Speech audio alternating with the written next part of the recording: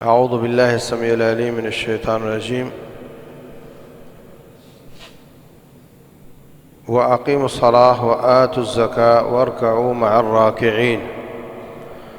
رسول اللہ صلی اللہ علیہ وسلم فرماتے ہیں صلوا کما رأیتمونی اصلی، ایسے نماز پڑھو جیسے مجھے نماز پڑھتے کو دیکھتے ہو۔ یہ نہیں فرمایا ایسے پڑھو جیسے مجھے بولتے کو سنتے ہو، بلکہ فرمایا جسے مجھے پڑھتے کو دیکھتے ہو ویسے پڑھو۔ تمام شریعت کے احکام آپ نے زبان سے بیان کیے، لیکن نماز کو ممبر پر چڑھ کر جماعت کروائی۔ اللہ تبارک و تعالیٰ نے ساری شریعت جبریل امین کے ذریعے بھیج دی، نماز کے لیے اپنے حبیب کو آسمانوں پر بلایا، پھر اس کا طریقہ سکھانے کے لیے جبریل امین 2 دن رسول اللہ صلی اللہ علیہ وسلم کی جماعت کرواتے رہے، ایک دن پہلے وقت میں، ایک دن آخری وقت میں، اور فرمایا آپ کا وقت ان دونوں کے بیچ میں ہے۔ جماعت کروا کے پریکٹیکل بتایا۔ خود رسول اللہ صلی اللہ علیہ وسلم نے بھی ممبر پر چڑھ کر پریکٹیکل دکھایا اور فرمایا جیسے مجھے پڑھتے کو دیکھتے ہو ایسے پڑھا کرو۔ ابھی ہماری حالت یہ ہے کہ اول تو نمازی بہت کم ہیں، اور اگر نمازی ہیں تو ان کا نظریہ اکثر کا یہ ہے کہ نماز پڑھنی چاہیے، جیسی آئے، جہاں آئے، جتنی آئے رگڑ دینی چاہیے، بس اللہ بڑا غفور الرحیم ہے، وہ معاف کرنے والا ہے۔ تو معاف کرنے والا تو ہے، اس میں کوئی شک نہیں، لیکن یہ طریقہ بھی رسول اللہ صلی اللہ علیہ وسلم نے بتایا ہے۔ ان میں جو ایک کمزوری ہمیں نظر آتی ہے وہ یہ کہ پہلی صف جب امام کہہ رہا ہوتا ہے کلوز ہو جاؤ تو کافی حد تک بہتر ہو جاتی ہے، بعد میں آنے والے بیچ میں خالی جگہ چھوڑتے ہیں۔ رسول اللہ صلی اللہ علیہ وسلم فرماتے ہیں اگر صفیں درست نہ ہوئیں، ان میں اختلاف ہوا تو یہ اللہ ان کے دلوں میں اختلاف ڈال دے گا۔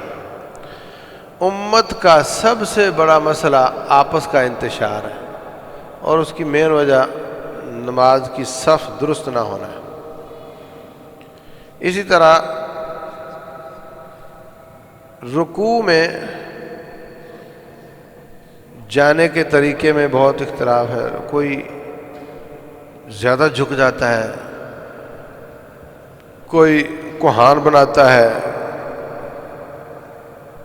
کوئی سر اونچا رکھتا ہے، کوئی کونیا موڑ لیتا ہے،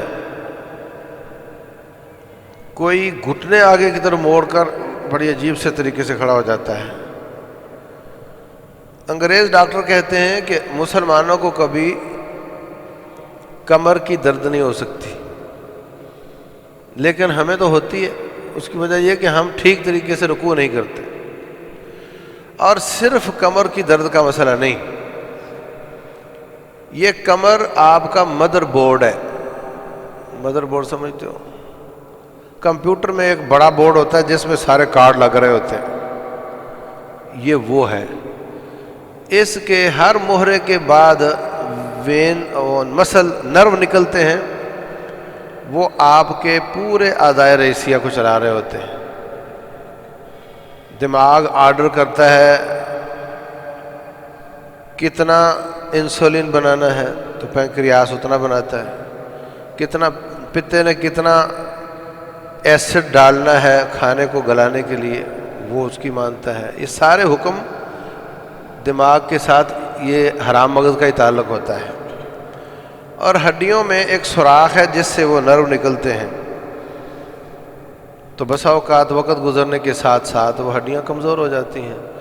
رب انی وہن العظم منی واشتعل الرأس شیبا، حضرت زکریہ فرماتے اعلیٰ میری ہڈیاں کمزور ہو گئیں، تو پھر وہ کمزور ہو کر اس نرو کو دبانے لگ جاتی ہیں۔ جب دباتی ہیں تو دماغ کی طرف سے خوراک بھی پوری نہیں جاتی، اور آرڈر بھی پورے نہیں، نہ آتے ہیں نہ جاتے ہیں، ڈسکنیکشن، کسی کی مکمل ڈسکنیکٹ ہو جاتا ہے، کسی کا تھوڑا، جس کی وجہ سے سارے اعضاء اپنے فنکشن میں کمزور ہو جاتے ہیں۔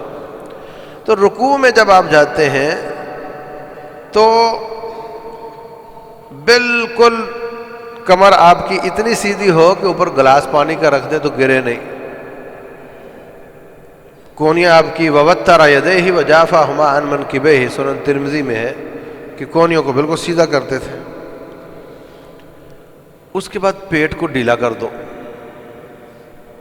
بالکل ڈھیلا کر دو، سارا وزن ہاتھوں کے ذریعے گھٹنوں پر ڈال دو.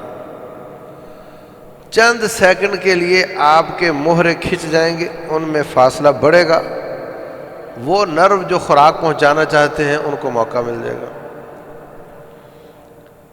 اس لیے رسول اللہ صلی اللہ علیہ وسلم نے ایک دفعہ تہجد میں 2 رکعتیں پڑھی، تقریباً 5 پارے قیام میں، اور تقریباً اتنا بڑا رکوع اور تقریباً اتنا لمبائی سجدہ تھا.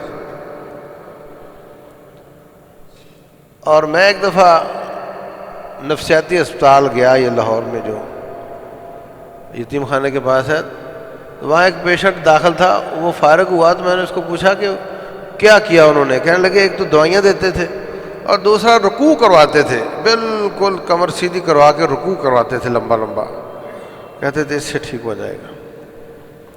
تو باہر صورت رکوع درست کرنا، کمر بالکل سیدھی کرنا، گردن بھی بالکل اس کے برابر سیدھی ہو، نہ اوپر اٹھی ہوئی ہو نہ جھکی ہوئی ہو، اور جسم کو ڈھیلا کر دینا، وزن سارا کوہنیوں کے ذریعے ٹانگوں پر ڈال دینا.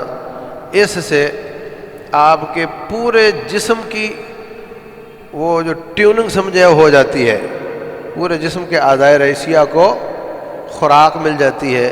لمبا کرو گے تو زیادہ دیر خوراک ملے گی. جس کو کمر درد ہے وہ اس کو آزما کر دیکھ لے. مصیبت یہ ہے کہ کمر درد ہوتی ہے وہ چیئرمین بن جاتا ہے، کرسی پہ بیٹھ جاتا ہے، اب وہ رکوع کرتا ہی نہیں. رکوع کرے اور اس طریقے سے جیسے میں بتا رہا ہوں، اس کے ٹانگوں کے مسل نرو ٹانگوں کو خوراک دیں، اس کی درد انشاءاللہ ٹھیک ہو جائے گی. اس کے بعد جب دوبارہ اٹھتے ہیں تو پھر بالکل سیدھا کھڑا ہو جائے. آدھا تھوڑا سا جھکا اور پھر نیچے چلا گیا، یہ طریقہ درست نہیں. بالکل سیدھا کھڑا ہو. اس کے بعد رسول اللہ صلی اللہ علیہ وسلم فرماتے ہیں لا یبرک احدکم کما یبرک البعیر ولیضع یدیہ قبل رکبتیہ. اونٹ کی طرح مت بیٹھو، ہاتھ پہلے لگاؤ گھٹنے بعد میں لگاؤ. آپ میں سے کسی نے اونٹ کی سواری کی ہو، جب سواری سے واپس آتے ہیں تو وہ ایسا آگے کی طرف جھکتا ہے کہ بڑا دھکا لگتا ہے آگے کی طرف، ٹانگیں سیدھی رکھتا ہے، آگے کی طرف سے جھک جاتا ہے، پھر ٹانگیں فولڈ کرتا ہے تو بندہ بیلنس ہو جاتا ہے. یہ ہے اونٹ کا بیٹھنا. اور نبی صلی اللہ علیہ وسلم نے اونٹ کی طرح بیٹھنے سے منع کیا. تو مطلب ٹانگیں آپ کی کھڑی رہیں اور آگے سے جھک کر زمین سے لگ جاؤ دھڑام سے. یہ طریقہ اونٹ کا بیٹھنا ہے. اس لیے پہلے روٹین میں جیسے بیٹھتے ہو نماز کے علاوہ، پاؤں کے بل بیٹھتے ہو ایسے بیٹھو، پھر ہاتھ زمین پر رکھو، پھر گھٹنے زمین پر رکھو. یہ مصنون طریقہ ہے رکوع کے بعد بیٹھنے کا. دعا بھی پڑھنی چاہیے رکوع اور سجدے کے بیچ میں. اس کے بعد آپ سجدے میں جاتے ہیں تو سجدے میں آپ کے گھٹنے سے لے کر یہ جو ران ہے اوپر حصہ، یہ 90 پہ ہونا چاہیے. یہ جو 6 فٹ کے لوگ ہیں یہ 4 فٹ کے مسلے پہ نماز نہیں پڑھ سکتے، لیکن وہ بیچارے وہ مرغی کی طرح گول ہو کر پڑھتے ہیں. ان کو چاہیے پہلی صف میں نماز پڑھے تاکہ آگے تک ان کا سر جائے. جہاں بھی آپ کا سر روٹین میں سجدے میں لگتا ہے اس سے 4 انچ آگے لگا کر دیکھو، اور اس کے بعد جسم کو ڈھیلا کر کے دیکھو آپ کو کس قدر سکون ملے گا. پیٹ کو ڈھیلا چھوڑ دو، جہاں آپ کو ماتھا لگ رہا ہے اس سے 4-6 انچ آگے لے جاؤ، اور بازو آپ کے اس طرح کھڑے ہونے چاہیے، ہاتھ آپ کے قبلہ رخ ہونے چاہیے، ناک اور ماتھا دونوں لگے ہوئے ہونے چاہیے، پاؤں بھی گھٹنے بھی. بعض لوگ پاؤں اٹھا لیتے ہیں، غلط طریقہ ہے. پیٹ ڈھیلا چھوڑو، جسم کو ڈھیلا کر دو، تو وہی فائدہ ہوتا ہے جو رکوع میں میں نے بیان کیا تھا. اس سے اضافی فائدہ یہ حاصل ہوتا ہے کہ چہرے اور دماغ کی طرف سرکولیشن بڑھ جاتی ہے. اور خون کا کام ہے جہاں جاتا ہے وہاں سے کچرا اٹھاتا ہے، آکسیجن دیتا ہے۔ تو چہرے کے نشانات، سیاہیاں، دھبے، یہ بھی ٹھیک ہوتے ہیں، آنکھ کی بینائی بہتر ہوتی ہے، دماغ کی جو کارکردگی بہتر ہوتی ہے، لمبے لمبے سجدے کرو اللہ کے سامنے۔ تو پھر ایک اور آپ کو بات بتاؤں، زمین میں کشش ہے نا، فورس آف گریوٹی جس کو بولتے ہیں، تو اب آپ اندازہ کرو کہ کھڑے تھے تو خون آپ کا اس طرف کو کھینچ رہا تھا، وہ زمین اس طرف کو خون کو کھینچ رہی تھی، ایسے ہوئے تو اس طرف کو کھینچ رہا ہے، خون کو زمین کھینچ رہی ہے، جب ایسے ہو گئے تو